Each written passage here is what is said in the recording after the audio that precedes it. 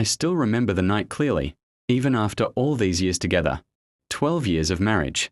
Shared dreams, late-night talks, and silent understanding felt like they were built on something solid. I trusted her completely, believing that time had made us unbreakable. I never imagined that one conversation could shatter everything we had worked for. It started with small changes I ignored. She became distant, guarded with her phone, and easily irritated by simple questions. I told myself it was stress, maybe boredom, maybe life getting heavy. Love makes you excuse things you should question. One evening, she sat across from me at the kitchen table, her face calm in a way that scared me. She didn't look guilty or confused. She looked decided. That's when she said the words that felt like knives. She had cheated, and she was going back to her ex. I sat there frozen, trying to understand how someone could confess betrayal so casually. Then she added something worse. She said she was taking the house too, as if it were just another item on a list. No apology, no regret, just certainty. My heart raced, but my voice stayed quiet. Years ago, I would have begged, argued, or broken down. But something inside me had already snapped.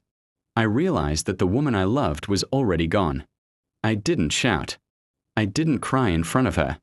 I simply stood up, thanked her for finally being honest, and walked out of the room. That reaction shocked her more than anger ever could. That night, I slept in my car, staring at the ceiling, replaying every memory we shared. I mourned the life I thought I had. But somewhere between the pain and exhaustion, I felt a strange sense of clarity. The next morning, I called a lawyer. Not out of revenge, but self-respect. I gathered documents, bank records, and proof she never knew I had. I stopped reacting emotionally and started thinking practically. When she realized I wasn't fighting or begging, her confidence faded. She expected me to collapse, to make it easy. Instead, I stayed calm, focused, and silent.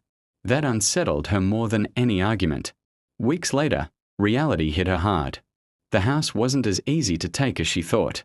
Choices she made in secrecy now had consequences. The fantasy she ran toward didn't look so perfect anymore. As for me, I moved into a small apartment and rebuilt my life slowly. I learned how peace feels without betrayal sitting beside you. I rediscovered parts of myself I had buried for years.